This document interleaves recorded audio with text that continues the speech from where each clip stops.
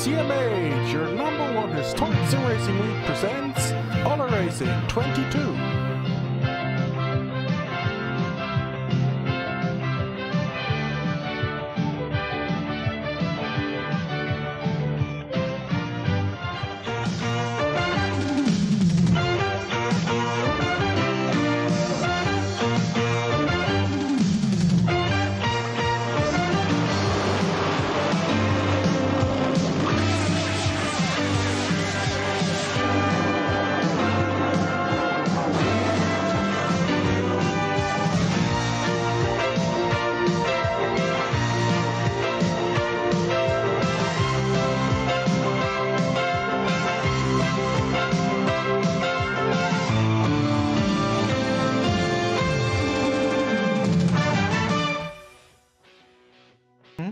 Yes.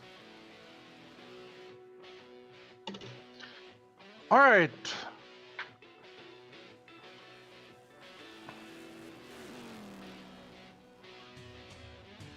Okay, welcome. Welcome to the fourth race of the 2022 CMH Masters Trophy. We are at Road Atlanta in Georgia. For the 1971 Road Atlanta CanAm Grand Prix.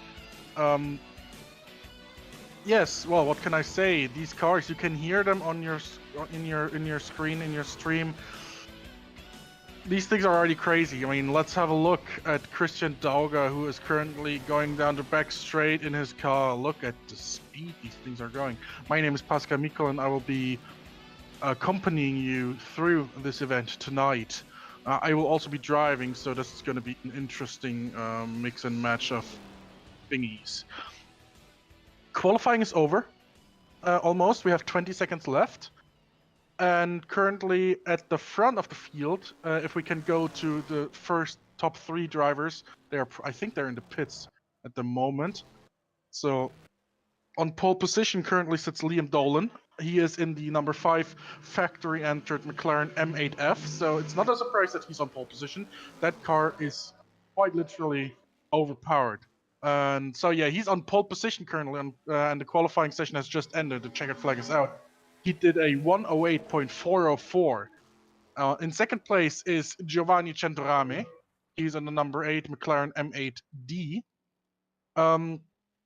I think that's a Mochenbacher car. No, actually it isn't. It's the AG Dean car, the number 8. So he did a 108.833. In third place is Martin Bayer. He is in a Mochenbacher car, the number 11 McLaren M8E/D. He did a 108.834. In fourth place, it is yours truly in the number 51 Lola T222. With a 109.895.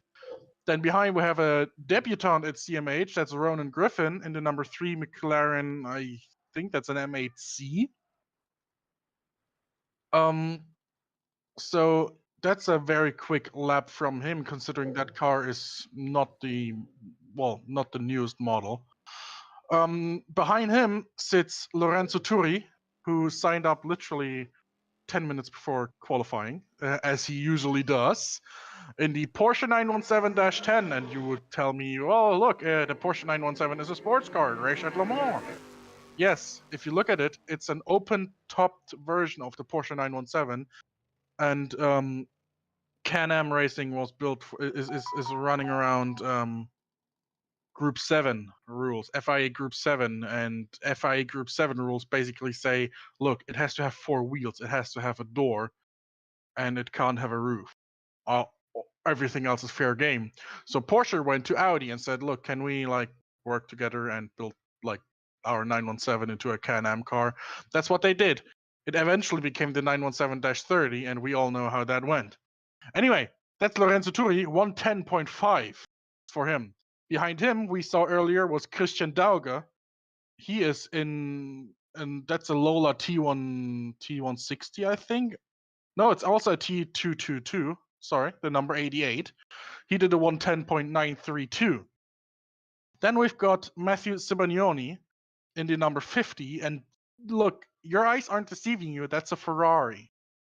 That's a Ferrari 712M. The 7 stands for its displacement. It's a 7-liter 12-cylinder engine making over 750 horsepower. He did a 1 minute 12.539. He's actually injured. He's racing with a bruised shoulder, so that's why he is so low in the field.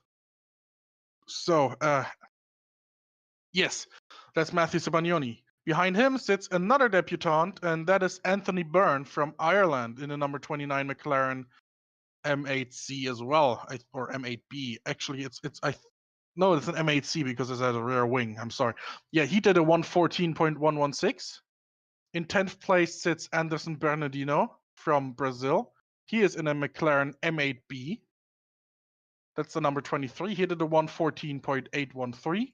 And currently rounding out the field is Matthew Oboyski, who is sitting 11th because he joined late for qualifying. He is in the Lola T260. Yeah, we just had it. There you go. Originally driven by Jackie Stewart in 1971. And as you can see, it's got a big old snowplow for a front wing. That's going to be interesting. One driver is currently missing, and that is Ricardo Mendes. He is, I don't know where he is actually. But we currently have the warm-up session underway, which will feature the driver's briefing. So with that being said, I will consult the drivers on how to drive these cars for 75 laps. Once we're back, we'll go to a quick commercial break for that. And once we're back, we'll have a look at the track, the standings in the Masters Trophy, and, well, hopefully a very good race. So we'll be back shortly. One of the activities around the house we enjoy is washing the family car. Ain't she a beauty? And when we're finished, we enjoy making A&W root beer floats, flipping in the ice cream, then pouring in that rich, creamy A&W. Now you try it.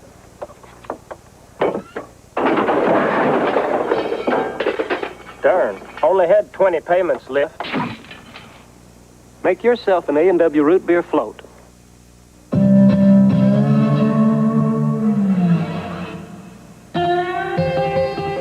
Just between you and me.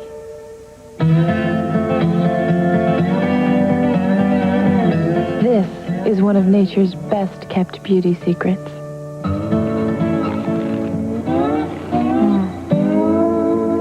Satisfying. And it's healthy for you, too. Foxy, the natural beauty food.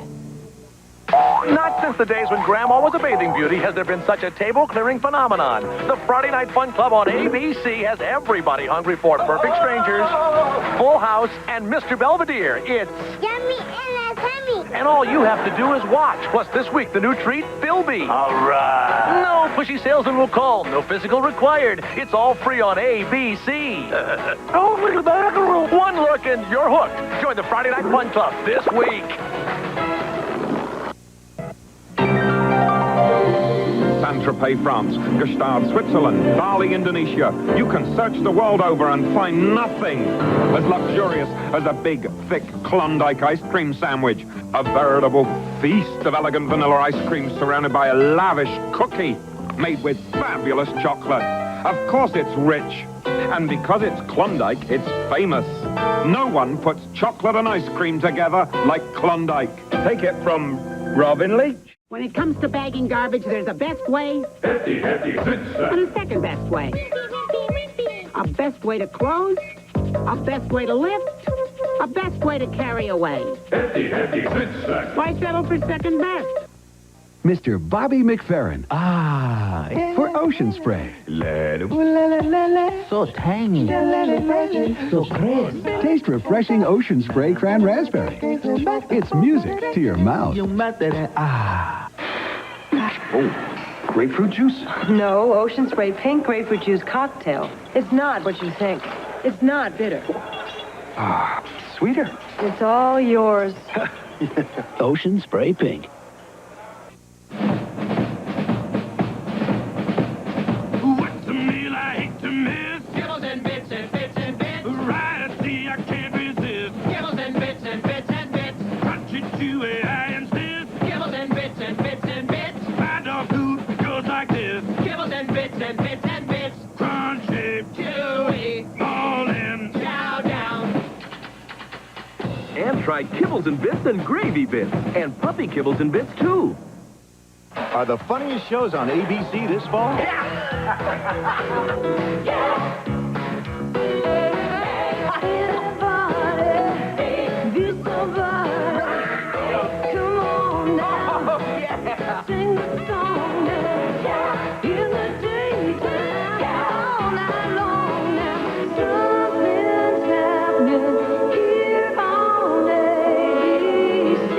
Coming this fall.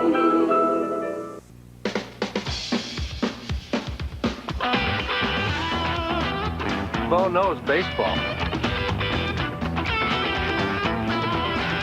Bo knows football.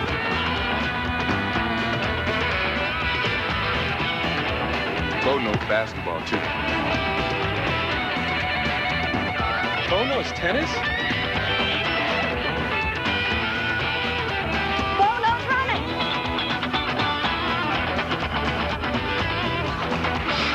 No.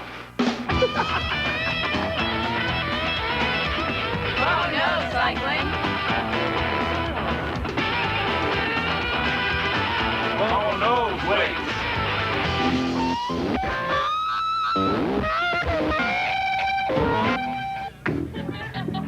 Bo, you don't know diddly.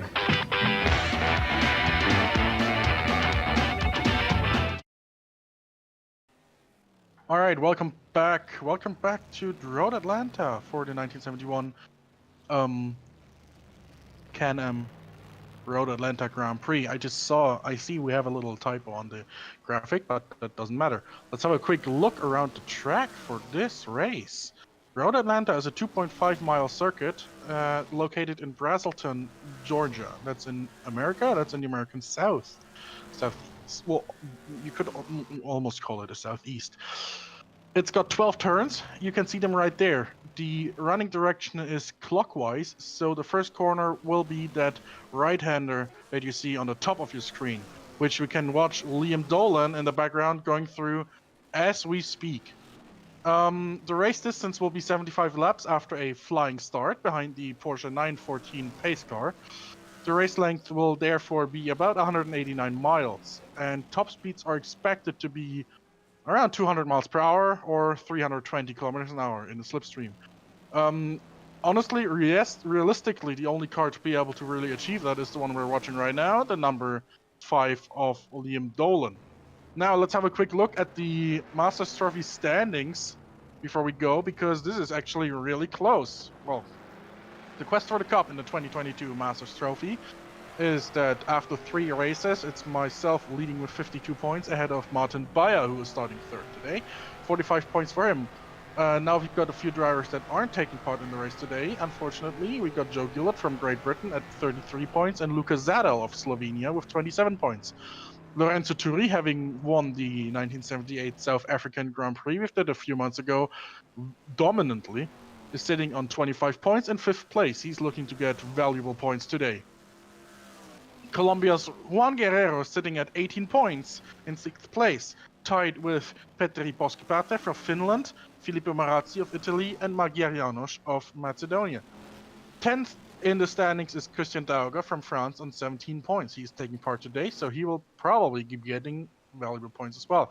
In 11th place in the standings it's Matthew Sebagnoni on 15 points, Steve Velocity of Romania on 12 points. Then we've got 3 drivers tied on 10 points, that being Laura Levitt, Gabriel Ster, and Owen Potter, none of which are taking part today in the race. Dom Winks and Ricardo Mendes are tied on 8 points. Again, we're hoping that Ricardo Mendes will take part today. He's signed up, but I don't know, he's kind of missing. I don't know if he's overslept. Then we've got Simone Ghilardini on 6 points, German Korev of Russia with 4 points, tied with Anderson Bernardino from Brazil. And rounding out the standings, we didn't have enough space to put him on the graphic, Matthew Oboyski with 1 point in the standings. Now, we got a few minutes left in the warm-up, and I think it's good. It's an appropriate time to have a look at. Well, actually, that's all we had the time to look at. We can have a look at there's some drivers doing their warm-up laps. So that's Anthony Byrne. Oh, he locked up quite badly there. So we're currently on board with him. He's driving, I think his car has the, what, 7.6 liter Chevrolet V8. Most of the cars have a massive engine behind them. If we can quickly have a look, the biggest engine in the field, the biggest engines, because there are multiple of those, is the Chevrolet 494 cubic inch big block. Let's have a look at Liam Dolan real quick, because he's the most prominent pilot of a car equipped with such a thing. Let's get to the swingman camera and look at those intake trumpets. They are massive. Those are 8 cylinders, and each cylinder is measuring 1 liter in displacement. This thing makes over 700 horsepower, and that at only 5,500 to 6,000 RPM. That is massive power, and if you've seen any of those cars on YouTube or whatever, you need ear protection if you're within 100 feet of them. Then we've got engines of all sizes, 7.6 liters, 7.4 liters, and 7 liters. 7 liters, that's the 427. And then we've got also the 7-liter Ferrari, which is driven by Matthew Sabagnoni, as I mentioned already. There he is in the pits. His engine is currently not running, but that's a 12-cylinder, and that thing's also got an intake scoop on top of it for air going into the engine. Then we've got, and excuse my background noise, that's actually just my spotter, my crew chief, talking to me. And then we also got Lorenzo Turi driving a Ferrari, driving the Porsche, which has a 5-liter flat 12. So that is the smallest engine on the grid, but, well, Lorenzo Turi, I mean, him being as fast as he is, he's gonna be fighting at the front. Maybe not in the top 3, because the top 3 are really in a league of their own, but let's call it best of the rest. He's gonna be fighting for best of the rest, and it's gonna be interesting. 75 laps, anything can happen. Hell, the top 3 might even they might even cancel each other on lap 1. Who knows? Speaking of which, let's have a look if we can go through the trackside cameras onto the back straight. Let's have a look. Well, that's not quite it. That's the final corner. Let's just go through there. Actually, let's watch. No, Anthony Byrne is slowing down because the session has actually ended. Yes. Anyway. Yes, the important part, of course, is the long back straight, which will be... oh, that thing's gonna be interesting. That thing's gonna be wild. I can tell you. Again, we got cars with 700 horsepower going down this back straight. This back straight itself is already about, I would almost say, a mile in length, or just under a mile in length.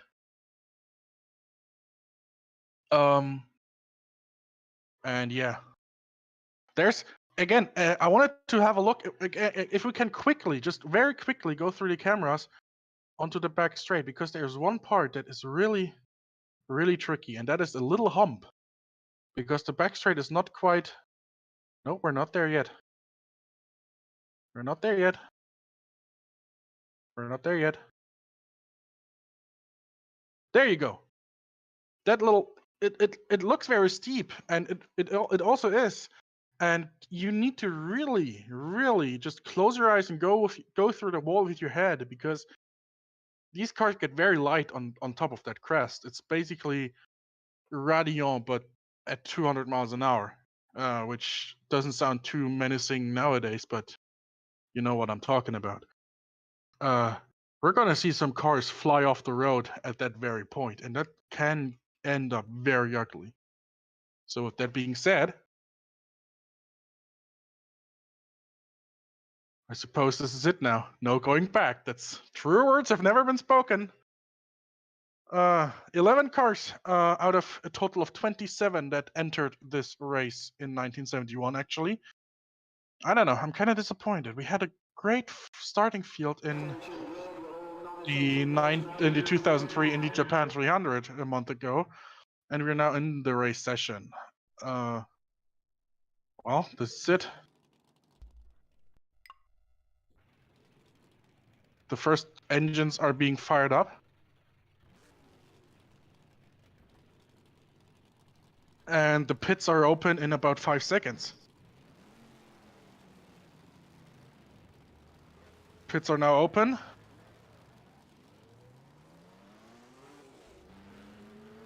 and the Porsche 914 pace car is sitting there waiting to be used.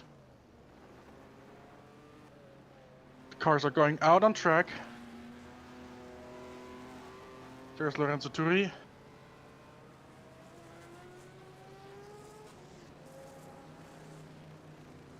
Myself, Giovanni Centorame, and Matthew Cibagnoni. You can hear that low growl of the Chevy engines. It's very iconic, but then you have the scream of the Ferrari V12 behind you. And that car really is, it's also a very strong car. It won at the hands of Mario Andretti. And yeah, if Mario Andretti wasn't enough of a legend already, he raced and he won in CanAm as well. CanAm, Daytona, Formula One, and of course the 1969 Indy 500, and much more, of course.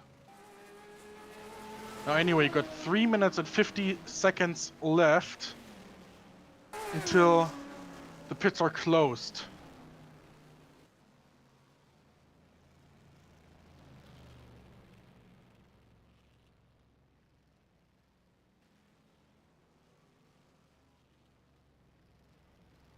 And yeah, cars are now coming to the grid.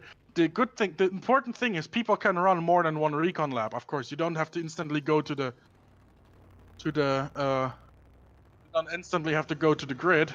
Something that Giovanni Centorame and myself and Ronan Griffin as well are demonstrating right now. You're going through the pits at low speed. And then you just go on another lap. That's just how it is. Matthew Oboyski sitting in the pits. He has his engine running. There may be some issues, a misfire maybe. But he's in the pits, yes. So we'll see when he comes out of them. I think he actually just exited. Yes, he is on track. The only American in the field in this very American race. You know? So, and he's got the biggest engine of them all as well, that 8-liter in a Lola T260 with the big that big I almost said a curse word, but with that very big front wing. That's gonna provide him with some downforce that none of the other cars really can achieve on the front, because none of the cars actually like have a front wing. Now drivers are slowly getting called to the grid.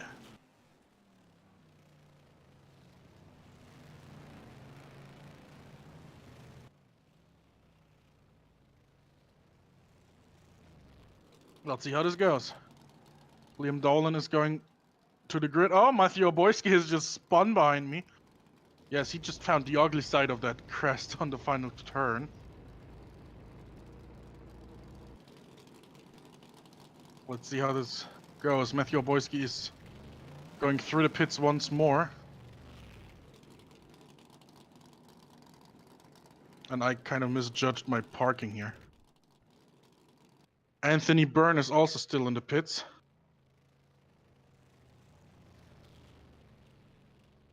So engines are currently off.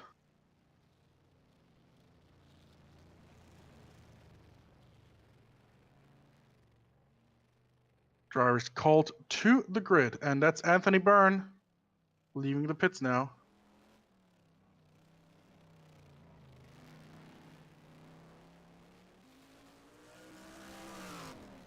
In the Vic Elford McLaren. Also a very beautiful car, I must say. Bright yellow is definitely a color that everyone's gonna be seeing very quick.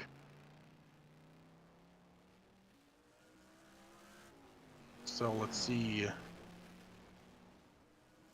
This is the moment of truth, ladies and gentlemen. 2 minutes to go.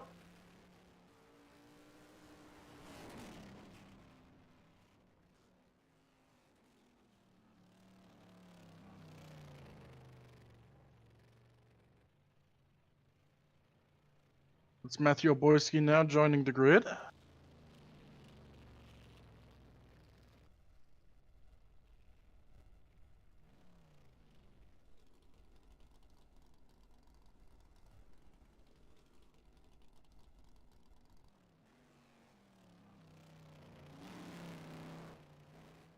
And we got 30 seconds until the command to start engines. This is getting real. Anthony Byrne is now joining the grid. There he is, in 9th place. 15 seconds. And someone found their horn. Yeah, for some reason these cars have horns.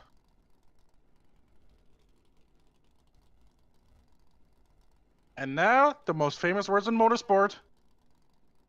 Gentlemen, start your engines. And here we go. That is, with 11 cars on grid, I would almost say it's about 8,000 or 9,000 horsepower roaring to life.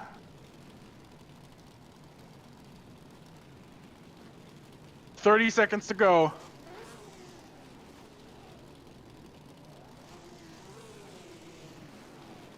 The 30-second board has been shown.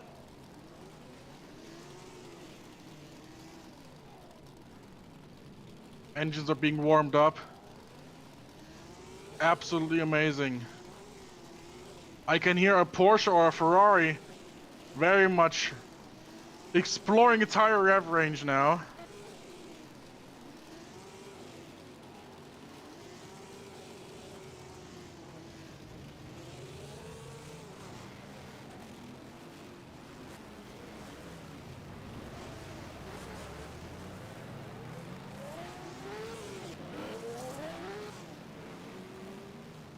The formation lap is underway.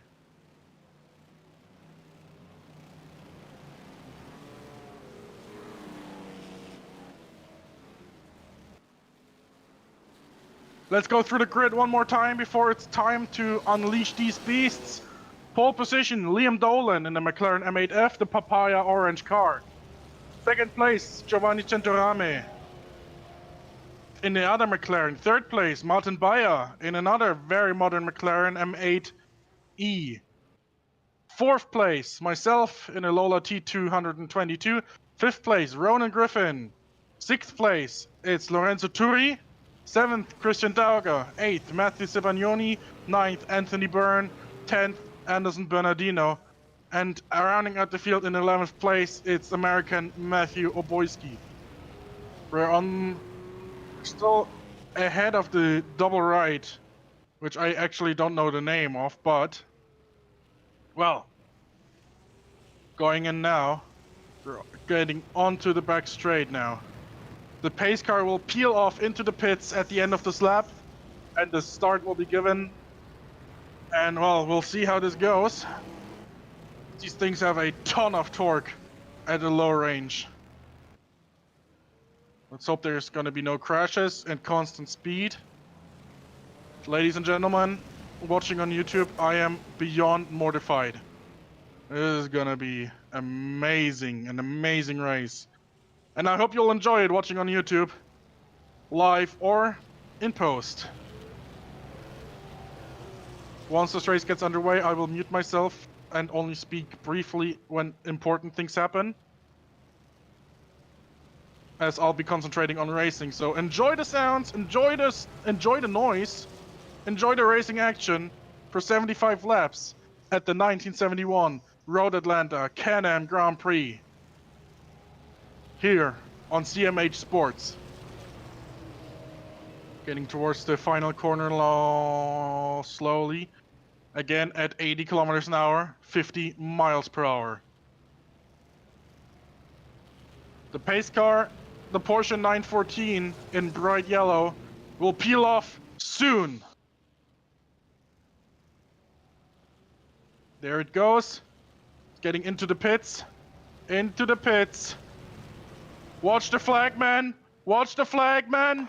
And it's go! Green flag.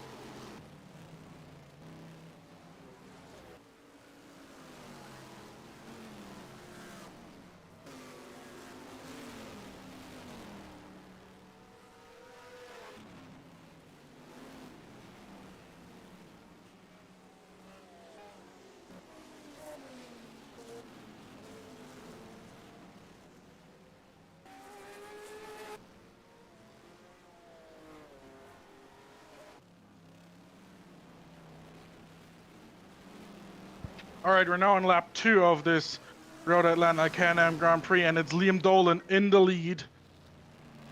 Giovanni Centurame, as you saw, has had a bad start. He has fallen down to 4th place. But he's already right in the middle of it. There's a yellow flag in Sector 2. Someone went off. That looks to be Matthew Cibagnoni, but, well, he'll be back on track shortly.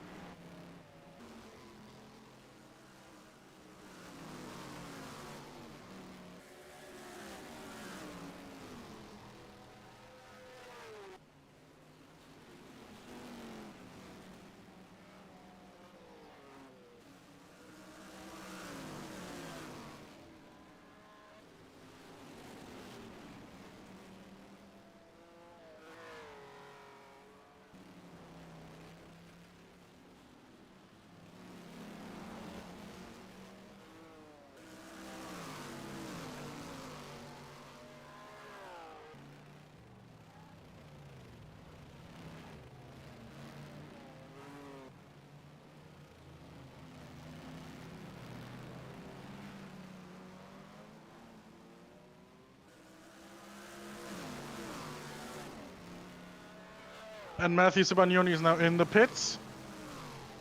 He may be going for repairs, or he may actually also be retiring. Who knows? Yep, Cibagnoni is out of the race. That's the first retirement. So, likely his injury has caught up with him. Very unfortunate for him. But, well, that's the sport of motorsports.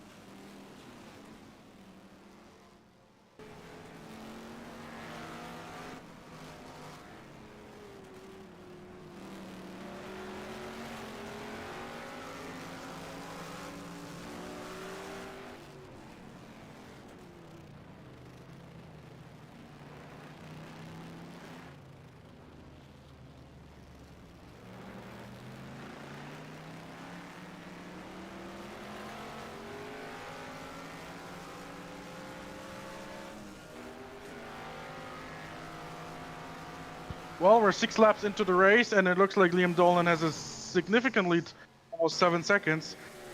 We'll quickly go to another short ad break, no longer than 2 minutes. And once we're back, well, let's see, hopefully there's some more action. We'll be back in just a second. They're 3 troubled children, and he's the trouble. Where have you been all your life? In a closet?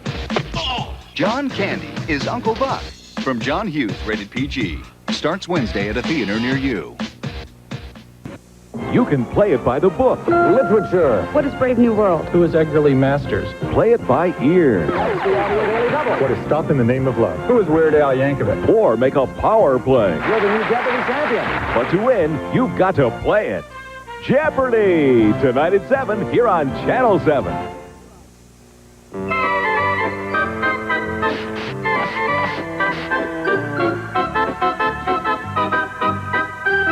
It's easy to see why people are switching to scrub-free bathroom cleaner. It cleans on contact. We put the lime juice in the Skittle. We are pleased to reveal. We put the orange juice in Skittles to give a more appeal. I say Skittles. I would like to introduce. I say Skittles. Now there's real fruit juice. We put the grape juice in the Skittle and the strawberry too, and the juice of the lemon. So you have yourself a few. Real fruit juice in Skittles, bite-sized candy Skittles. Taste the rainbow of fruit flavors. Woo! Touchstone Pictures presents the oddest couple of all, Turner. You're in my house! And Hooch. Back off, Hooch! They've got different friends. You cannot spend the night! Different tastes. Don't eat the car! An occasional difference of opinion. Are you aware of your drooling problem? But with a little patience and understanding. Oh, that's it! I'm getting my gun! They're certain to become attached to one another. He didn't even break the skin. This dog loves you, boy. Tom Hanks, Turner and Hooch, rated PG. Starts Friday, July 28th at a theater near you. My mouth has a terrible time waking up in the morning. Come on. You know why? Most cereals bore it to sleep, but not Quaker Natural cereal. My mouth gets a charge of whole grains, honey, almonds, raisins, a bunch of different textures, a blast of different tastes. That's reveling, man. My mouth will never get back to sleep. Once you taste Quaker Natural, everything else is just cornflakes. And now there's softer, juicier raisins and dates. Ooh, I think my mouth is gonna kiss me. Welcome back to Road Atlanta. We are on lap 9 of 75, so more than 10% down towards the finish already. Liam Dolan still in the lead, 8 seconds ahead of Bayard and Centurame. Myself, Turi, Griffin, Dauger, Byrne, Oboyski, and Bernardino. Bernardino's already a lap down, so is Oboyski. Matthew Sibaniuni has retired. Presumably, his shoulder injury has caught up with him. I was hoping we could get him in the commentator's booth, but maybe it'll happen eventually during the race. Right now, he's not there with us. But that shouldn't be too much of an issue. Now, back to the action.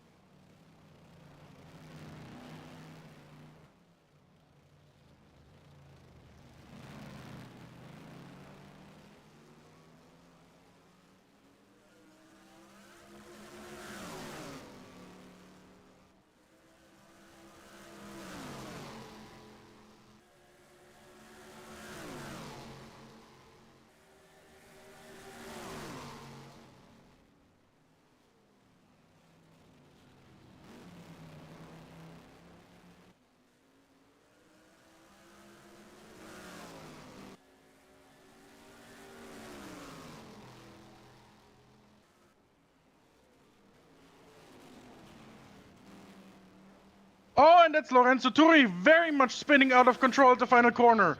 Let's have a quick look at the replay. He lost control over the crest there. Quickly, let's get a quick replay, and he's out of the race. That must have been a very heavy hit for him. Very unfortunate for the Italian. I'm very sorry for just yelling in your ear right there when you were just listening to the battle between Martin Bayer and Giovanni Centorame. That just happened right behind me as himself and myself were fighting for 4th place. Very unfortunate. Oh, that's the Italian, the very, very dominant winner from South Africa, from the South African Grand Prix 2 months ago, out of the race.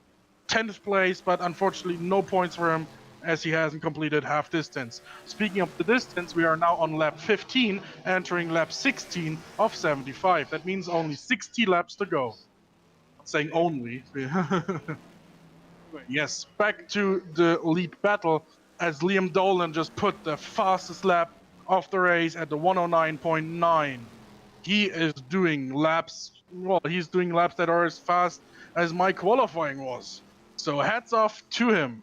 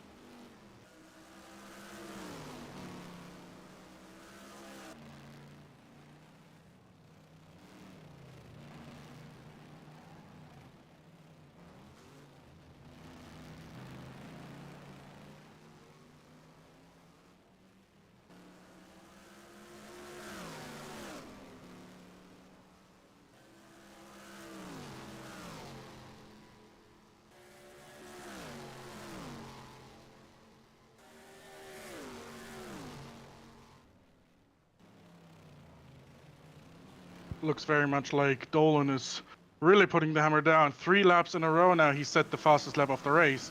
Currently sitting on 109.45. So he's pulling over almost a second per lap on Bayer and Centorame, who are fighting for the scraps. Very, very, this is a great performance by Dolan so far. Let's hope nothing happens to his car. So let's see how this goes. We are on lap 18 now of 75.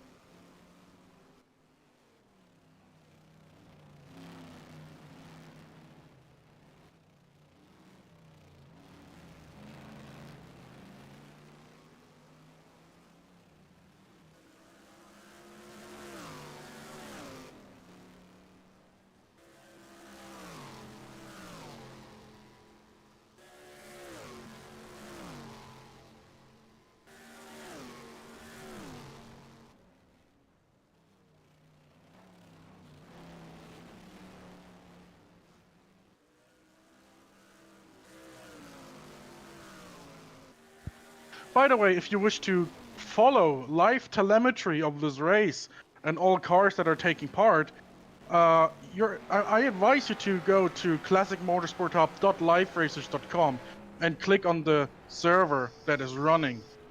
That's our live telemetry and lap logging service powered by liveracers.com. So if you want to follow the race in real time, alongside this stream, pop open a new tab on your browser, hit classicmotorsporthub.liverazors.com/live, and you will have live telemetry of the Masters Trophy server that we are racing on right now. And by the way, I hope you didn't take a shot every time I said live.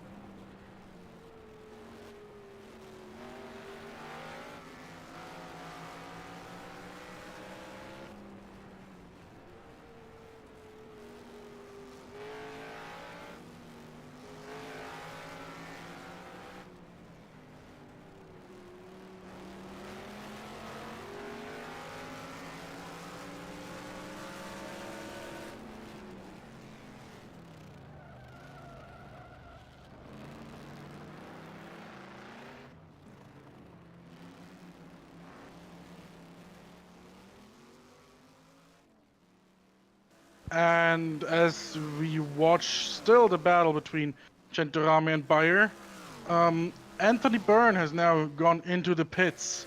He's gone off the track a few times, so his car is very much unwell. He's currently in the pits, likely for damage repair, and I'm getting word that Ronan Griffin has spun off and crashed somewhere on track. That means Christian Dauger is now in 5th place.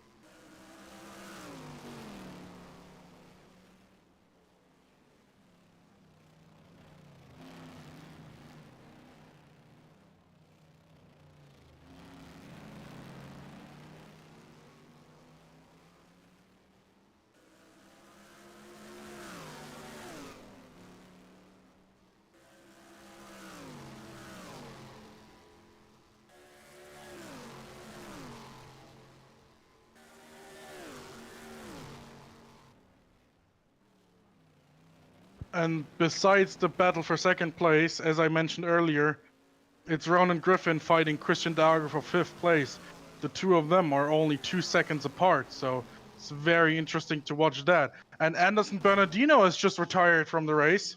I don't know what happened with him, but we can also have a look at a replay, possibly. He might have crashed out or disconnected. I literally can't tell you. You'll have to look at the replay.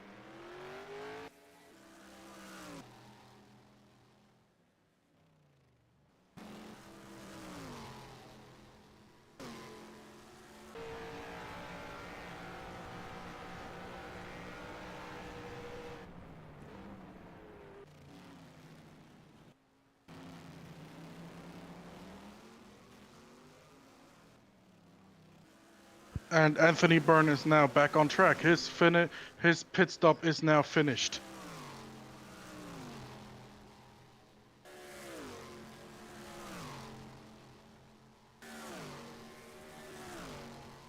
And fastest lap again for Liam Dolan, 109.268. 109.268 for Liam Dolan. Again, putting the foot on the floor. He's now leading Martin Bayer by 19.5 seconds.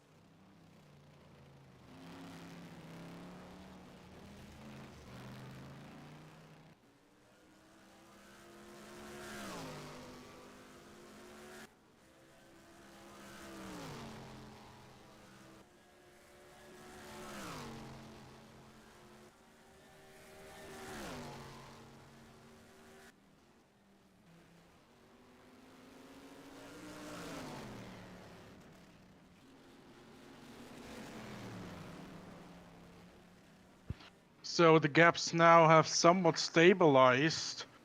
It looks like Liam Dolan has backed off just a little bit, enough for Martin Beyer to get about 2 seconds out of him. So he's now only 18 seconds behind the British driver. 3 seconds behind him, it's Giovanni Centorami in third. So that battle has died down slightly. In fourth place, it is still myself, now 27 seconds behind and climbing. In fifth place, it's Christian Dauger, who is 24 seconds behind myself. Then we've got Ronan Griffin, who is, I would say, about 10 seconds behind him, maybe, or 5.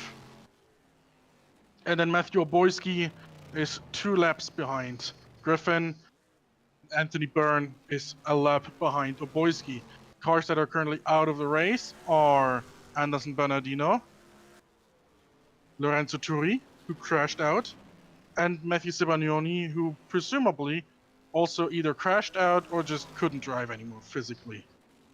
There is an incident in Sector 2, and Anthony Byrne is now out of the race.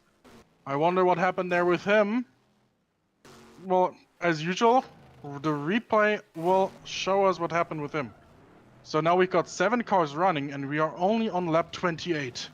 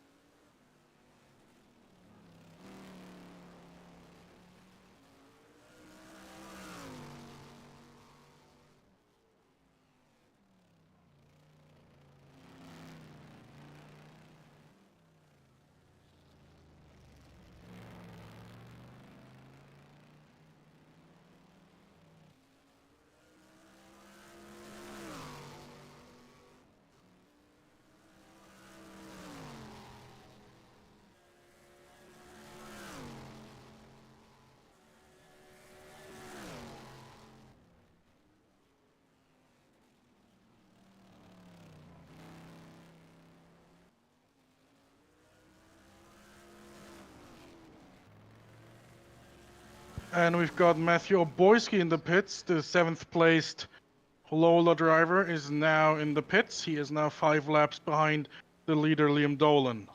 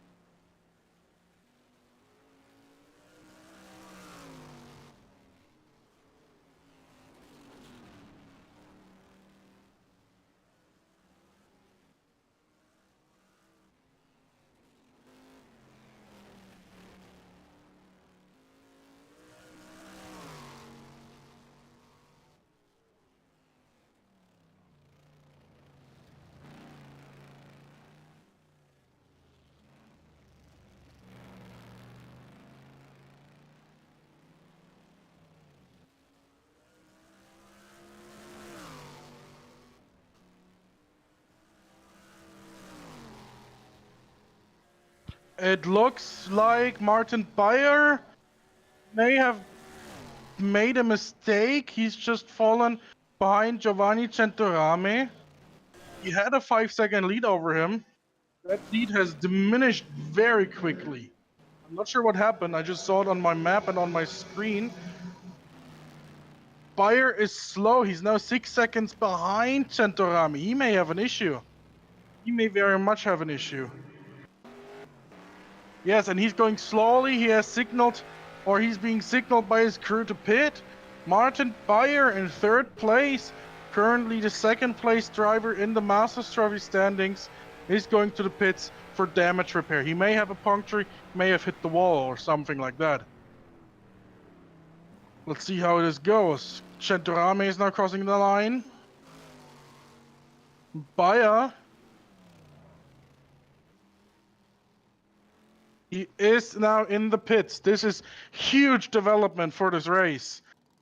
Speaking of this race as well, we are now on lap 37. So 38 laps are almost 37 laps are almost complete, as Liam Dolan is now on the back straight, and the halfway point is reached. Anyone who gets to lap 38 to their lap 38 will be rewarded with points. Let's see how this goes. Lap 38 is about to start. And yes, it is Martin Bayer in the pits. Incredible.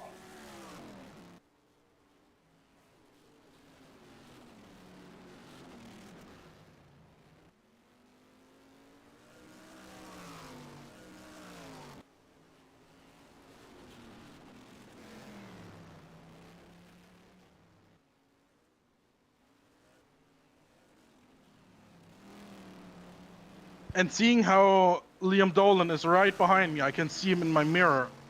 Seeing how that's now going on, and I'm in 3rd place, he's about to lap me. Halfway through the race, Liam Dolan has put a lap on everyone except for Giovanni Centorame. Now that's 2 cars on the lead lap halfway through the race. What a performance by Liam Dolan. Akin to what happened with Lorenzo Turi at the 1978 South African Grand Prix, if you remember that one.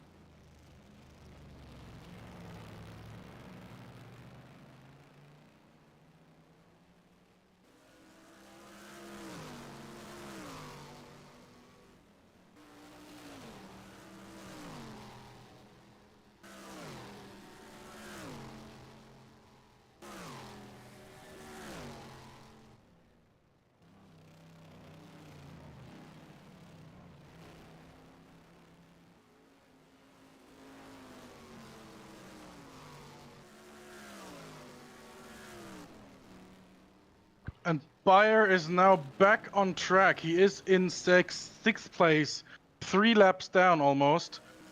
He is a lap behind Ronan Griffin, who is right ahead of him, but he is 4 laps actually, my bad.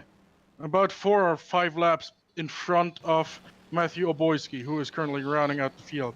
And we've got a yellow flag. I'm not sure who that is. Matthew Oboyski again. He is in the final corner. He has spun over that hump there. He's not the first person to do that, but also he won't be the last.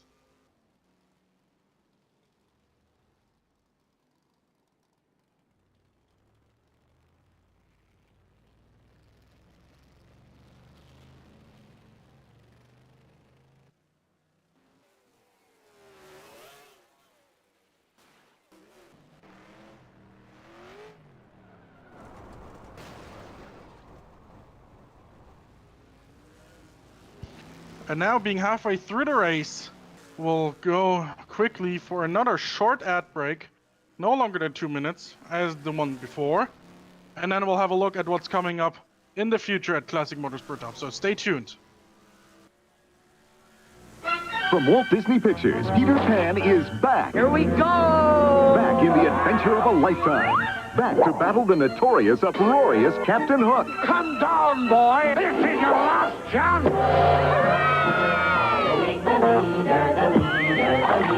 It's the story of the boy who never grew up in a movie you'll never forget. Only in theaters, it's Walt Disney's classic, Peter Pan, rated G. Now playing at a theater near you. Check newspapers for showtimes. This young man may not look like a Hollywood star, but he is. Now, on the next Entertainment Tonight, we've got the inside story about a courageous actor who's conquered overwhelming odds to make television history. His name is Christopher Burke. Born with Down syndrome, he's doing something most would say is impossible. He's starring in a primetime TV show. I would love to be the role model. Meet this remarkable man who's making his dreams come true. Make your wish, make your wish. Only on the next Entertainment Tonight. Tonight at 7:30, right after Jeopardy, here on Channel 7. Gorgeous blonde. I'd say I'm a smart blonde. I use preference. The color is rich with subtle shadings, and my hair has such life. Well, that's the preference difference. He thinks I'm worth it. He's right. Performing preference from L'Oreal. Sunshine, fun time, friendlies in the summertime. Get a deal at friendlies that is super fine. A super single cone for free. Get your pick of 23. Friendlies, rich and creamy ice cream. It's gonna be a friendly summer. Get a free super single cone at Friendly's when you buy any sandwich with fries. Or when you buy any platter. A great deal for a short time. It's gonna be a friendly summer. Take a Carnival cruise. Christina, you got everything? Everything, Richard. When you win the Coca-Cola Classic Fox Isle of Dreams treasure hunt. This is the spot. Cruise winners hunt for treasure. Well, I'm gonna search for a tan. There are all kinds of prizes, like jet skis, cars, and the biggest prize of all, $1 million. Wow! With Fox and Coca-Cola Classic, the official soft drink of summer. This is the spot. Richard. Can't beat the feeling.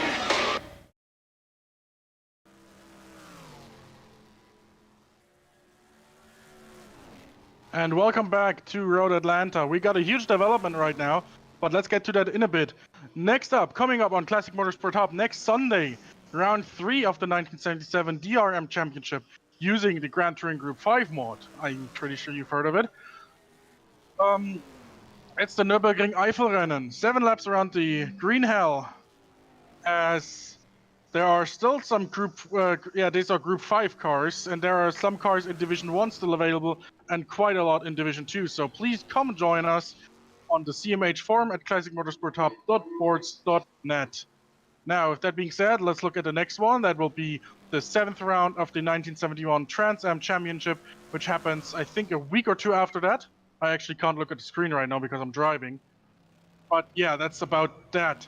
The 7th round, the Saint-Jovite 300 kilometers from Circuit Mont-Tremblant in Quebec in Canada. So that will be an interesting race with these big American muscle cars.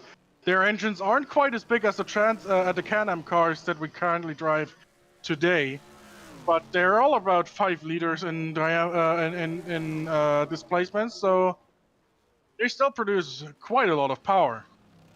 And finally, on the 30th of June, postponed by 2 weeks due to organizational little issues, the 7th round of the Formula Ford Championship 1973 EARC Weller Man Formula Ford Championship at Thruxton. June 30th, that is, as you may know, a Thursday. So, once again, for all 3 events, please come join us at classicmotorsporttop.boards.net. You're more than welcome to take part, sign up, and have fun with us in these quirky cars, be it Formula Ford, Trans Am, or DRM. Now back to the action. The huge development I was talking about was actually race leader Liam Dolan going into the pits on lap 42. He went into the pits, lost his lead now. His lead was almost 40 seconds, I think, over Giovanni Centorame. He's now back out on track, 16 seconds behind Centorame. So we've got a new leader at the moment, and that also means that I finally got back on the lead lap. Yoo-hoo. Albeit 55 seconds down. But that doesn't take away from the fact that we got Giovanni Centorame leading this event. However, it looks like Liam Dolan is definitely catching up to him. He pitted probably for fuel, for tires, and that's what he desires. And he's now 17 seconds behind Centorame, but he is, well, again, he's in an M8F, a factory McLaren. So we might see the lead change very quickly. We are on lap 45, so that makes it 31 laps to go at this point in time. So anything can happen. Now that being said, it's still Christian Dauger in 4th, Ronan Griffin in 5th, and Martin Beyer in 6th place. He's a lap behind Griffin, but given Martin Beyer's pace, and he was 2nd place for most of the race so far until he had his issue, whatever happened with him where he had to pit. He's a very quick driver. He's got a very quick car. So he might even just be able to get that lap back from Griffin, get into the top 5. Who knows? Again, there's now 30 laps to go as Giovanni Centorame is about to start lap 46 of 75 here at Road Atlanta.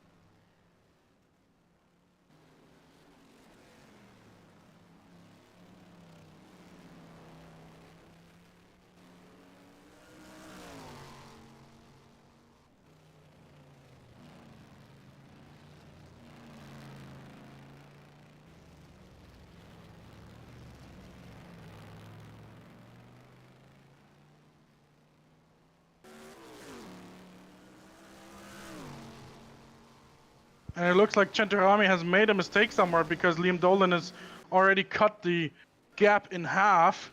More than that. And it looks like Centorame might be struggling a bit. He may actually also need to pit. Who knows?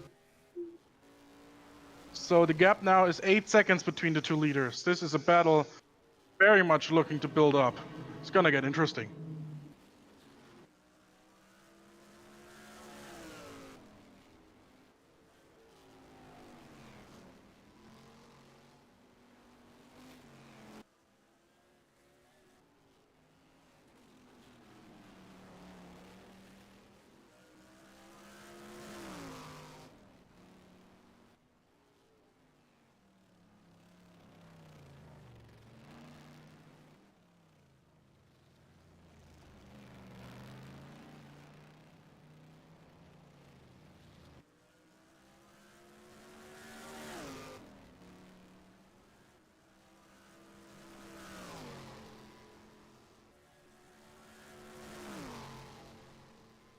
It also currently looks like Martin Beyer may be fighting with Ronan Griffin soon, albeit, remember, not for position. It's Martin Beyer trying to get a lap back from Ronan Griffin.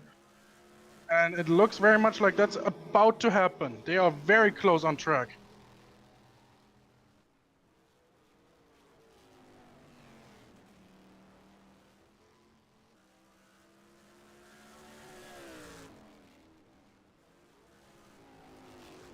And we have Liam Dolan pitting again. Not sure what happened with him. Oh, his engine is on fire. His engine is on fire. Liam Dolan has had an engine failure. What happened there with him? Did he miss a shift or what happened with him? That is the race dominator. Really? Out of the race now. What a tragedy. Oh my goodness. Lap 48 out of 75, and we got Liam Dolan, the one factory entered McLaren, in the pits and likely out of the race. His car is on fire. And he's now fallen back to third place. I don't think the mechanics can really repair that. That car looked like it was a blaze of glory. Oh no, that is terrible news for Liam Dolan. Oh, he led the race from start until his first pit stop. He must have overcooked it, so that's very unfortunate for him. If he retires, he's still gonna get 7th place points, but I'm sure he'll be just absolutely gutted with that. Oh, very unfortunate. But that means that Giovanni Centurame is now leading comfortably by 52 seconds over myself, Pascal Mikola, and another 25 seconds over Christian Dauga. Oh, the humiliation that Dolan must be feeling right now. I feel for him.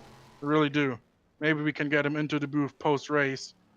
But that was just so unfortunate for him. He's still in the pits, though. It'll be a right old miracle if they get his car back out on track. And he has just retired. He's now out of the car, out of the race. In 5th place currently, but he will lose, of course, that 5th place to Martin Bayer once he gets past him on track.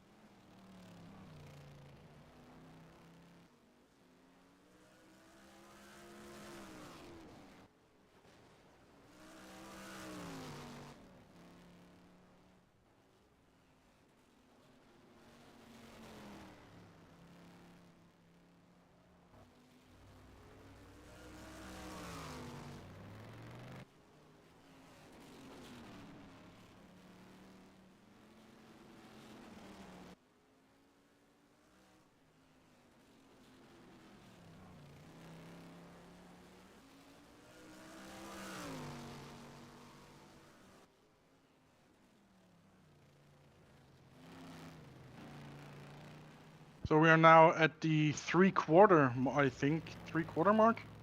Oh, not quite, actually. Well, I can't do algebra in my head while driving, but we're now on lap 51 of 75. That means 25 laps to go. That's what I was gonna say. We are at the 2/3 mark. Yes, 2/3 mark. Not 3/4, but 2/3 mark. So we've got 25 laps to go.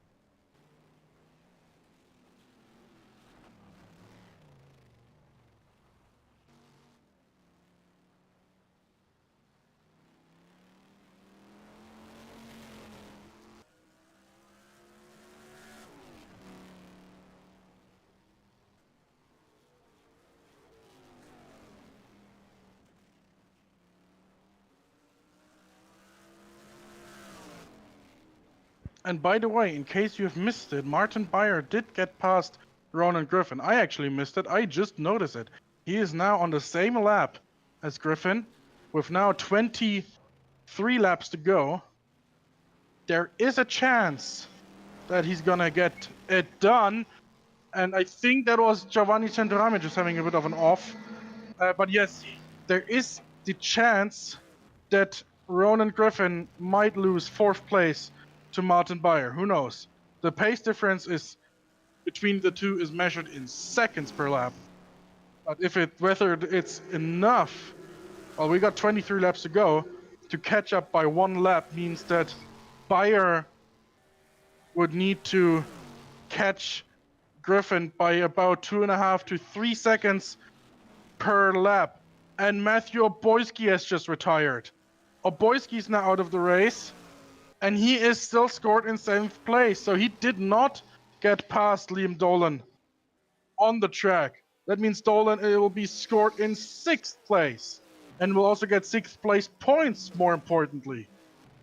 Incredible. Now there's only 5 cars running, Martin Beyer being that 5th place. And again, we have 22 laps to go now. Whether or not we'll actually see anyone finish? Oh, never thought I'd ask this question. But here we are, 5 out of 11 cars running. Your standings currently after 54 laps are Giovanni Centorami leading by 52 seconds over Pascal Mikola, that is myself. Then there's a 25-second gap to Christian Dauga. Then there's another 25 or 30 second, well, actually, I would say a 20-second gap to Ronan Griffin. And, well, just under a whole lap between Ronan Griffin and Martin Beyer. Your retirements in order of scoring, not in order of when they retired time-wise, but in order of scoring, are Liam Dolan in 6th place. He had a big engine failure, you saw that. Matthew Oboyski, who retired just a few minutes ago.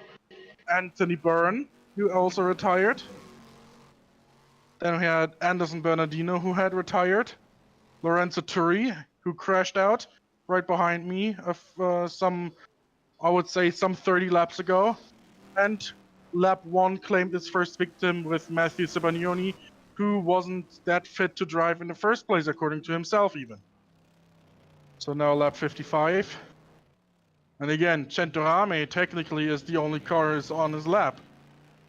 So again, despite the fact that 2 of the 3 dominant McLarens are out of contention, that being, Liam Dolan being out of the race and Martin Beyer having had to pit, losing almost 3 laps.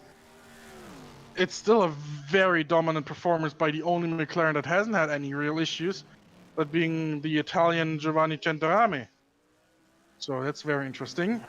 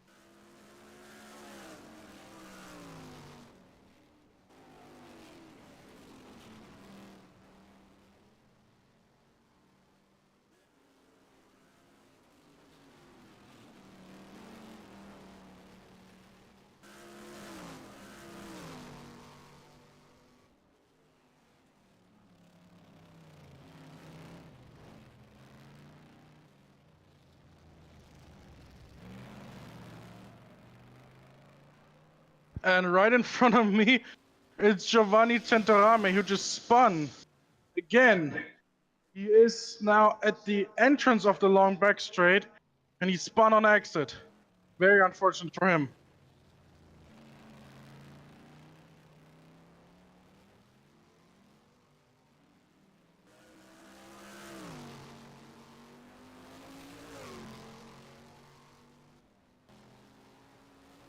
But he has managed to refire his engine and is now back on track. However, even Christian Dauger has managed to unlap himself now.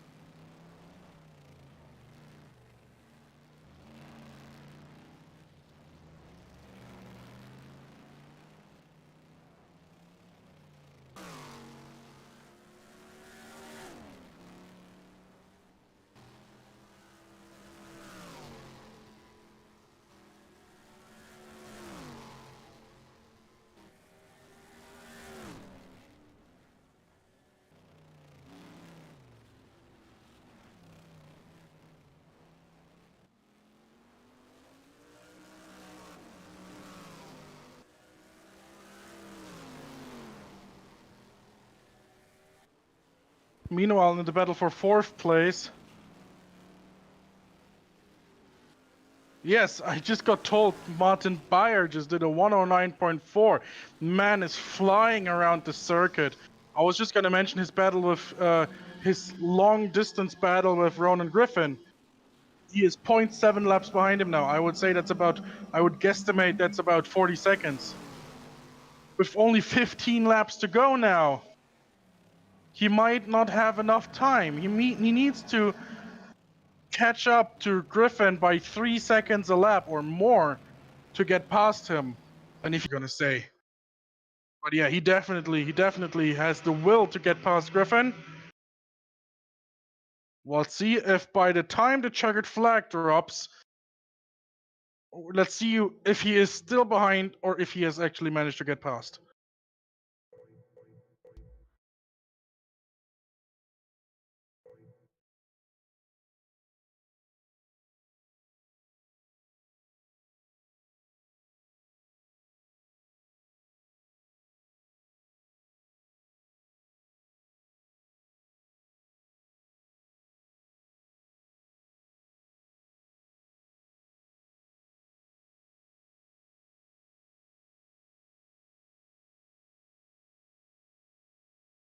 All right, we seem to have some difficulty, some technical difficulty.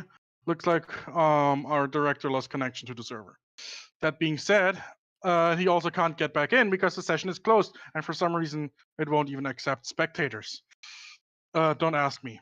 I'm sorry about that, but we'll have to do radio from now on. I'm gonna monitor the gap between Martin Bayer and Ron Griffin closely, since that's the only thing currently happening on track that might be interesting. The gaps are fairly large at this point in time. It's, again, Giovanni Centorame in the lead, ahead of myself, Christian Dauger, Ronan Griffin, and Martin Bayer. Everyone else who took part in this event has retired.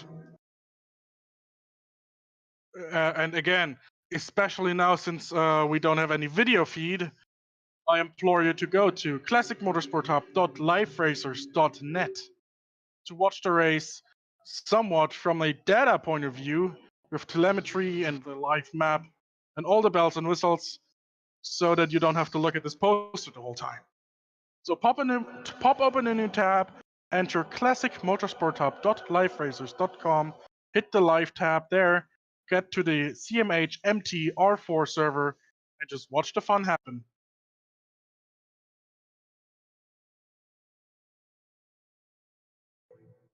Now, once again, we have about 13 laps to go now, 12 laps to go now. Giovanni Centorame is now on lap 64 of 75. And it's Christian Dauger in the pits. Something has happened with Dauger. He is in the pits. And he's not happy. He is absolutely not happy. Something happened with him. Unfortunately, we cannot get a replay since we don't have any video access. But what my suggestion would be, since he, well, the only thing I can really think of that could have happened, because I don't think he was nowhere close to Giovanni Centorame. The only other car he might have been fighting with somewhat would have been Martin Beyer unlapping himself. So that's the only realistic explanation that I've got for you, that the two have collided. But again, I can't check, and we don't have video. So, and he wasn't anywhere close to Ronan Griffin either. So now, with Dauger out of the equation, the fight is between Griffin and Beyer for the final podium slot. This is going to be interesting. It's going to be very interesting. Once again, classicmotorsporthub.liveracers.com. I said .net earlier. I'm sorry about that. It's classicmotorsporthub.liveracers.com for the live data. Now, anyway, let's have it again. Once again, let me remind you of the events that are coming up. I think we can see them on screen as well because our director still can use his graphics and whatever. Next week on Sunday, we have the 1977 DRM Championship race at the Nürburgring, the old Nürburgring, the Green Hell. Third race, the Nürburgring Eifelrennen, with Division 1 and Division 2 cars. Division 1 consisting solely of Porsche 935s, which makes the competition, in theory, hella close. They're all 935s. I think one of them is a K1. There may be a 935 K2, actually. Now that I think about it, as far as I know, that one only entered the ring at Kassel Calden. But yeah, 935s galore, 934s. So turbo Porsches, as far as the eye can see. And in Division 2, you got a bit of a mixed field between Ford Escorts, BMW 320s, and BMW 2002s. So once again, that's that. Classic Motorsport Top.live.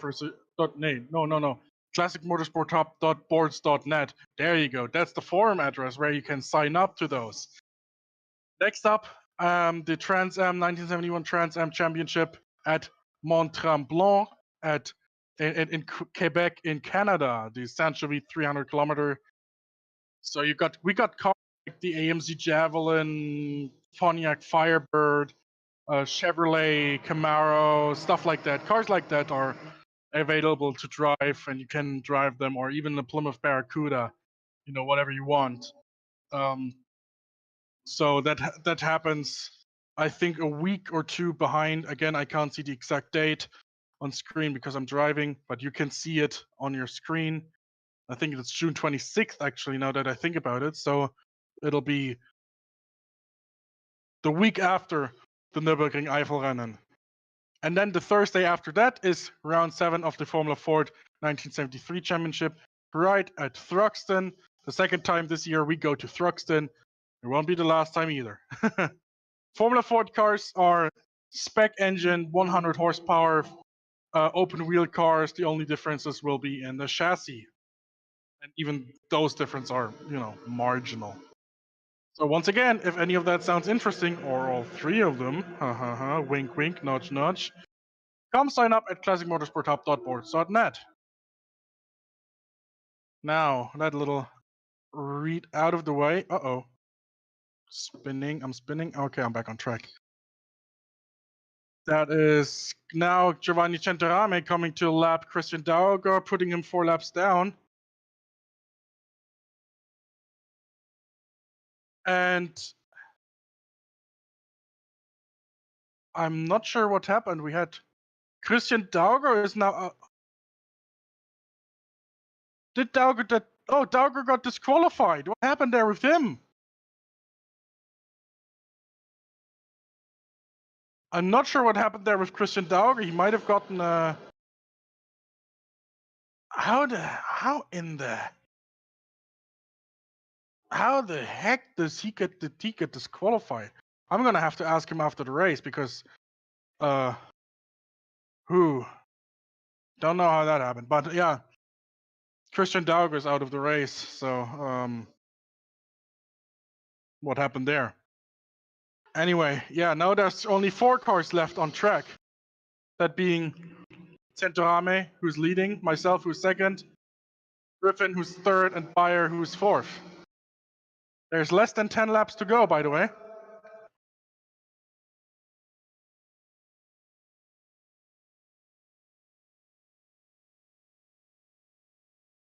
And the gap between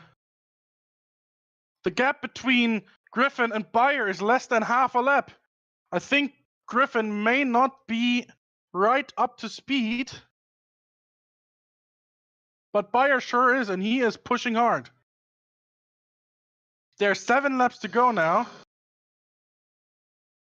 The gap is less than half a lap, so half a lap is about 30 seconds. Oh, with 6 laps to go, 30 seconds. That's 5 seconds per lap that he would need to get just to get close to Griffin. I don't think that's gonna happen. Whew.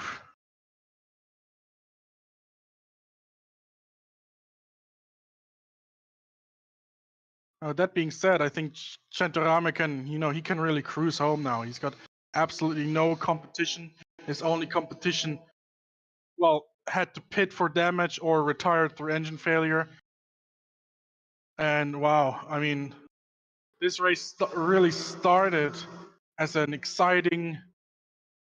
It started as a piece of excitement. I mean, the start was Centorame just absolutely messing it up, falling down to 4th or 5th place, and then slowly working his way through to 3rd place, fighting with Bayer, and then losing the battle with Bayer.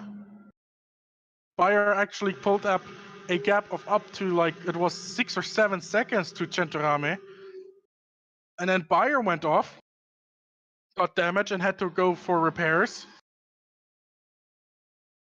So yeah, that's how Centorame got to 2nd place, and then Liam Dolan in the dominant McLaren M8F had an engine failure. When you saw it on screen while we had video, you saw it on screen. It was a massive engine failure. It's his car was just on fire there. And now Martin Bayer is in 4th place. 0.4 laps behind him now. 0.4 laps behind Griffin. Oh, I can't do the math. That's, I think 25 seconds now he is behind him with 5 laps to go. We're still at this 5 second per lap interval that he has to get to catch up to Griffin. This is going to get interesting.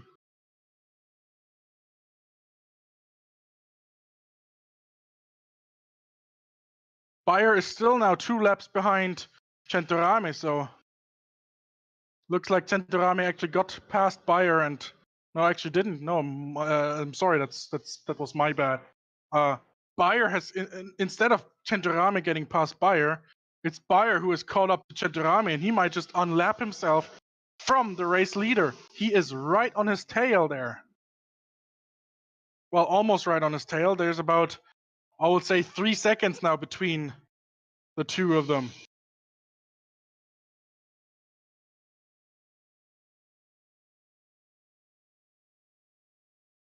Three seconds on track, that is not actually for position.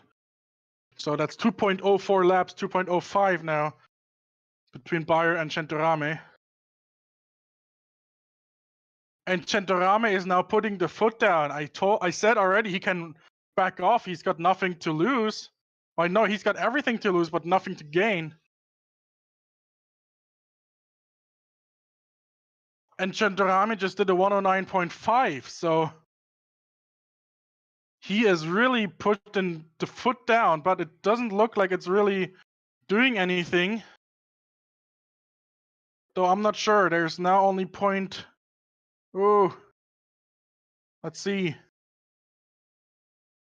Between Griffin and Bayer, the battle is still going on, although it's looking much like Bayer is stuck behind Centorame, or not stuck behind him, but cannot get past him, and just I think he may actually have given up the chase.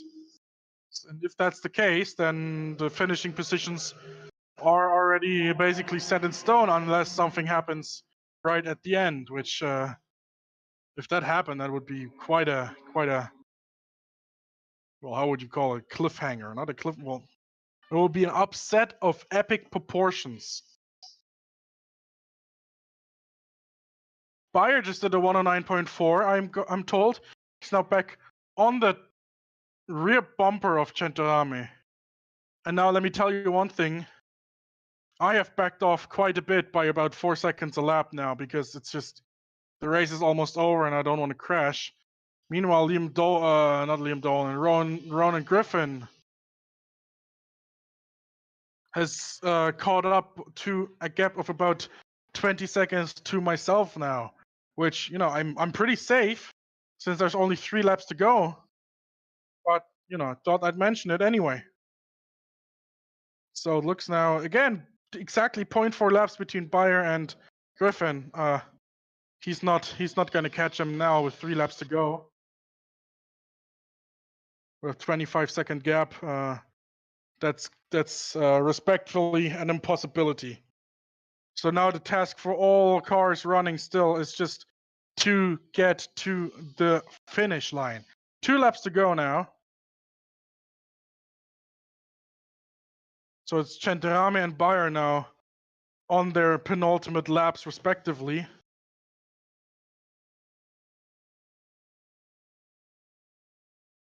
And well, what can I say? It was...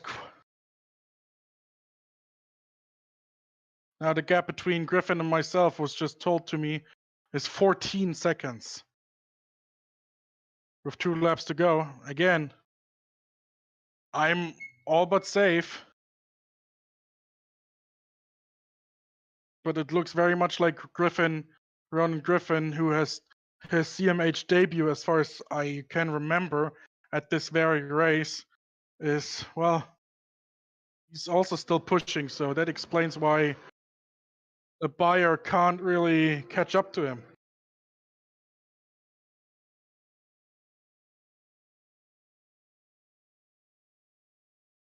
Now there's only 0.3 of a lap between Griffin and Bayer, but Bayer and Centorame are now on their final laps respectively. We're on the final lap of the race.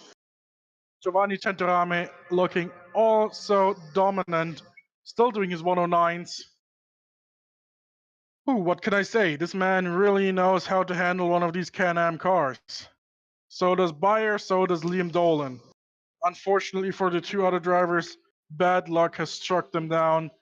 Bad luck in case of Bayer, for whatever reason, he spun or hit the wall and had this issue and had to pit. And a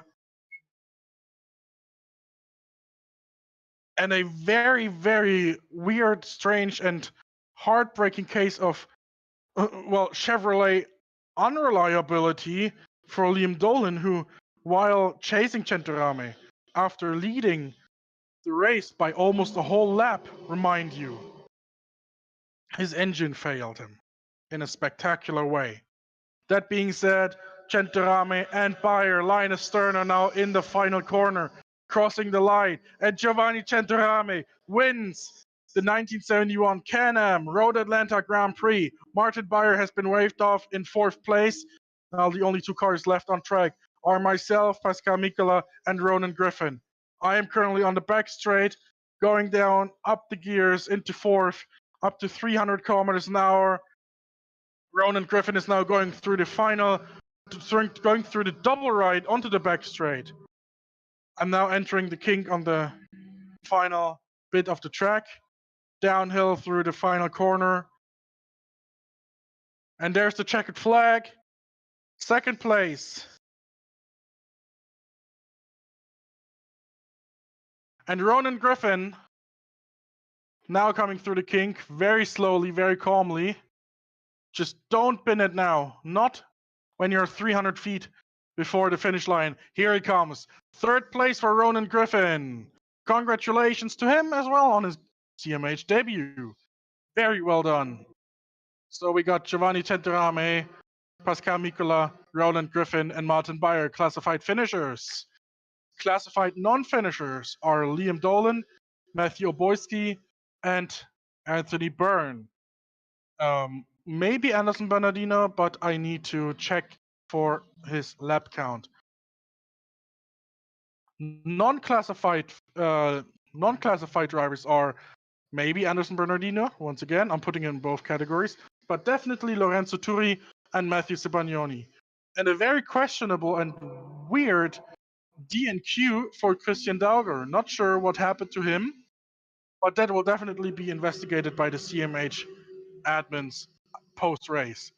So it looks very likely that Dauger will be scored in 5th place if it is found that the DNQ or DQ was unfair. And it's Centorame now. Oh, this is beautiful. Centorame did some donuts, some burnouts on the start-finish straight. So he's very happy about his finish. Beautiful, absolutely beautiful. Now, that being said, yes, it looks like Christian Dauger has indeed been disqualified after completing 63 out of 75 laps. So I'm not sure exactly what happened there.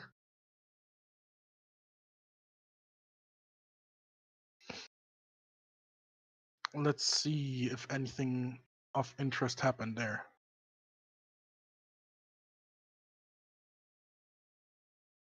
Let's see. So it looks like Matthew did indeed crash out. Or disconnect because of his injury. And we'll see.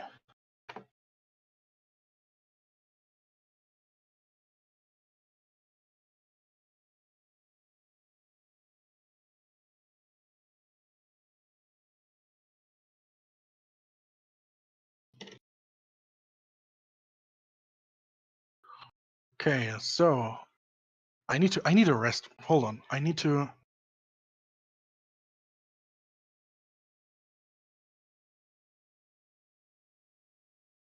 rest. Let's have a quick look-see at any possible driver reactions. Yes, there is from Christian Dauger.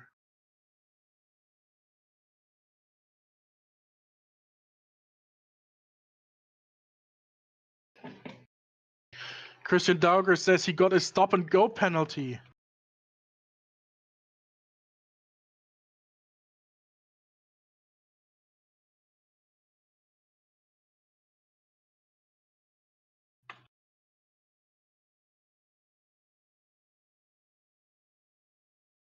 So he said, stop-and-go penalty unfairly applied. And when he showed up at the pits, no box in the menu to perform this stop and go. So something happened with him there, and yeah, we'll have to have a look.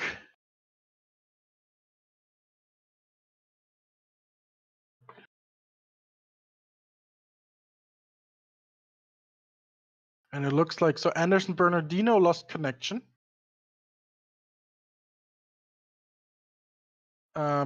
As I already said, Liam Dolan had his engine failure. Matthew Oboisky is also shown with an engine failure, and Anthony Byrne, Lorenzo Turi, he crashed out. I mean, we saw that.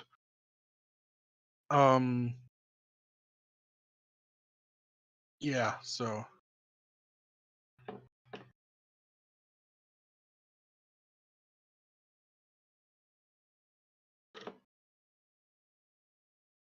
So hold on.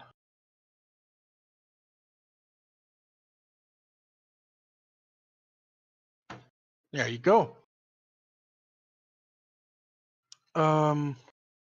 Yeah, so it looks like Matthew Sebagnoni got tagged by Christian Dauger.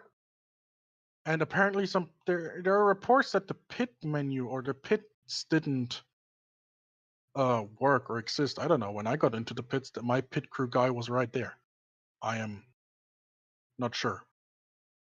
Anyway, that will be investigated again. Christian Dauger is very much looking to receive his 5th place. And as it looks like there's nobody in the green room to conduct an interview, let's quickly run down the finishing order for the 1971 Road Atlanta Can-Am. So your winner is Giovanni Centoramio from Italy at a time of 1 hour, 29 minutes, and 18.863 seconds. Second place goes to yours truly. I'm quite amazed, although my finishing position in second is very much because of Liam Dolan and Lorenzo Turi crashing. I hope the screenshot got taken because there we go. Okay, because the server just closed, so I need to do this. Okay. Yes, second place goes to myself with a time of 1 hour 29 minutes 58.783 seconds, and as you know, I was a lap behind Giovanni Centorame. Ronan Griffin is third placed, scored as third at the time of 1 hour 30 minute 15.985 seconds. Also a lap behind Centorame, so he was in fact not well, I would say 16, 17 seconds behind myself. And the last classified finisher is Martin Beyer at a time of 1 hour 29 minutes 19.771 seconds.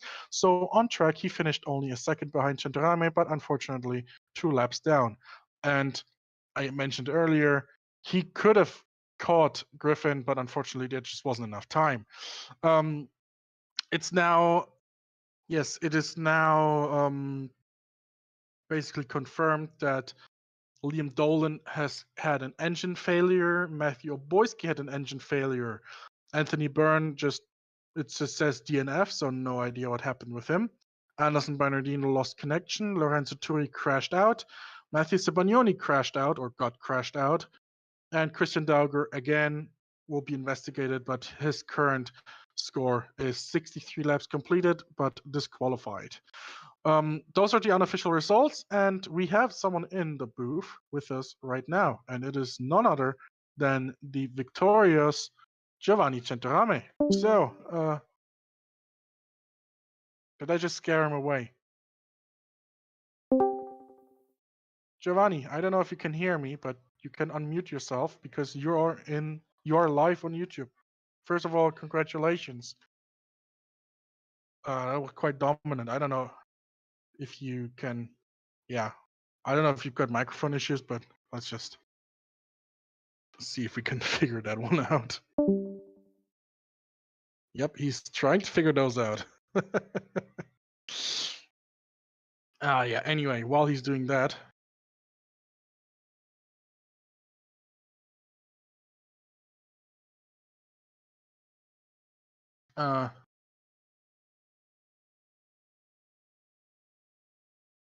what was I going to say? Yeah, let's once again have a quick look at the races that are coming up soon. It looks like Giovanni actually disconnected from the green room, so no interview today, unfortunately. Now, that will be the last part of this broadcast. Again, June 19th, 2022 that's next week, and the 1977 DRM Championship Round 3 Nürburgring Eifelrennen from the Nürburgring in Germany. June 19th. Again, you got, actually, I can look at the form right now. I mean, you got some of the great Group 5 cars there. Stuff like, again, Porsche 935. It's a great shame. The Jägermeister 935 is currently up for grabs, so you can grab that one. Then there are BMW 320s, Ford Escorts, stuff like that in Division 2. So this is gonna be this is gonna be interesting. Let's hope that there are many signups now. Next up, on the week after that, June 26th, the 7th round of the 1971 SCCA Trans Am Sedan Series. The Saint-Jovite 300-kilometer live from Circuit Mont-Tremblant from Quebec in Canada. Once again, big engines in these American muscle cars, not as big as these Can-Am cars. No, siree, Bob. Still 5 liters, make about 400 to 500 horsepower. This is going to be very interesting.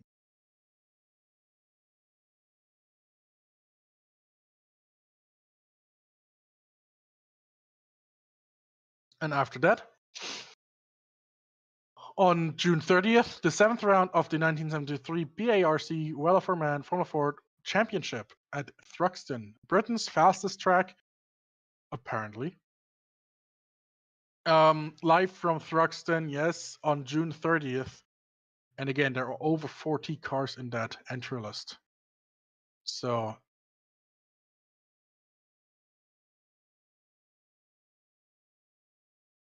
yeah, I mean, imagine of like 40 cars going through Thruxton. I mean, this is gonna be wild if we get more. I mean, again, you can join the CMH forum at classicmotorsporthub.boards.net.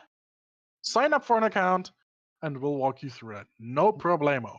And now finally, we've got Giovanni Centarame in the booth. Now all he has to do now is unmute his microphone in Discord, and then we can go. There he goes. All right. Can you hear me?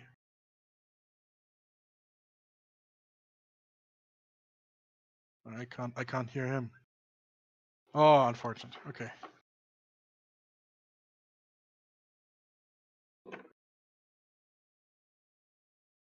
Well, actually, I have an idea. In the green room text channel, I'm just gonna ask the question, and Giovanni, you can answer them in writing if you wish.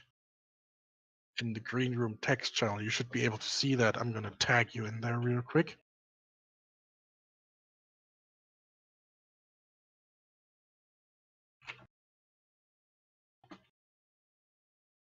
Okay. Let me know if you're ready. It's gonna be pure. Oh, this is gonna be fun.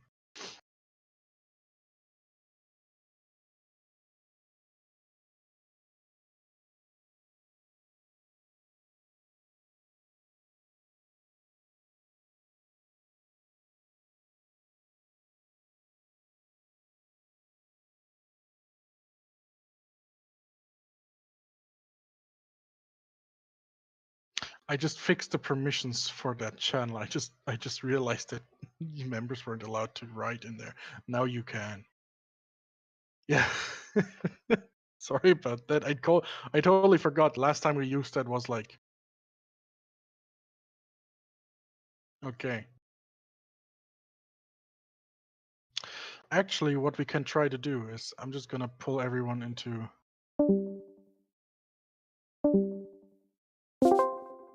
Okay. How does it look now?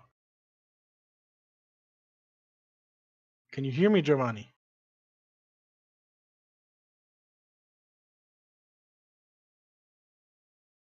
Oh, strange. Just type in there if you can actually hear me. If not, then because I've got a connection there. There, hang on.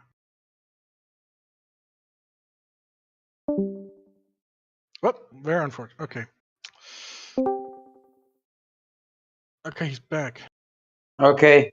Yeah, there you go. Hey. Ah. Finally. That's a way to stretch the stream length to 2.5 hours. Oh, it was very tough. Absolutely.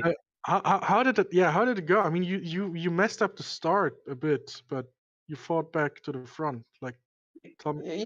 I don't know why, but I just saw you that passed me like a lightning. I don't know, but was okay. I knew that the race was very long, so was not so bad, but was very, very tough. Here we're about 30 degrees and covered with sweat. And Okay, so what I can take from that is because there's some you're cutting out a little bit, but what I can take from that is you didn't try too hard to get such a good start because you were looking at no, because you were looking at the race in the long run, since it's 75 laps and not one. And looking for Liam, but I just saw you that passed me really fast. I yeah. surprised. Oh, okay. Okay. You were surprised because of how. Yeah. Okay. Yeah, I missed the starting line. I thought it was a bit Mm. forward. And I just went late. But it's okay. I won, so not a Yeah. big problem. How did you go about with your battle with Martin Bayer? And did you see what actually happened with him? Because I didn't see what happened with him. I just saw that he pitted and lost a lot of ground. So were you there with him when what happened? Do you know that? I he just went to hide through the essence because we were very close for the first 10 or 15 laps, I think. He was very, very fast on the straight, and I was very faster than Martin and sector. But at the end of the turn before the straight, he had a massive traction, and I couldn't catch him. I I just tried to overtake him in first sector, but was a desperate attempt. And then I just sit there to waiting for something, and he was I think 5 or 7 seconds ahead of me. And then I just saw that he was against the season. I think he get damaged. Okay. Okay. So basically, he lost it there, and then you went past him, and that was it. He pitted, lost 2 laps, and then Yes. were you surprised when you saw Liam Dolan pit? Yes. Yes, Yeah, absolutely. I don't think anyone actually planned for a pit stop except for him, maybe. Yeah, I thought that was very strange to pit for fuel because uh, the car could have a lot of fuel for 75 laps. But I think that he had engine issues, was saying. Uh, so I was really, really surprised. On first attempt, I thought, okay, he has pitted for fuel or for, I don't think for tires because tires were internal. So, uh, but was very strange. And okay, but I say okay, and I was I think 10 seconds ahead of him, and then I spun on the exit of the turn before the straight, and I lost a lot of seconds. But then he just retired, and so Yeah, what I saw was that his engine caught fire, so he had an engine failure there. He got back to the pits, so he didn't stop on track, but yes, so that was very unfortunate for him, but very, very fortunate for you because it got you back into the yes, lead. I mean, at one point he was about to lap you, so that yes, was incredible. then 20 or 30 seconds me, he was of another planet, and I the only chance for me was that he was retiring, and so happened. I'm sad for him, but okay, was very That's racing, I would say. it was sad for him, but okay for me. So Yes. Okay, well, now with that being said, thank you very much for giving us your insight into this race, Giovanni.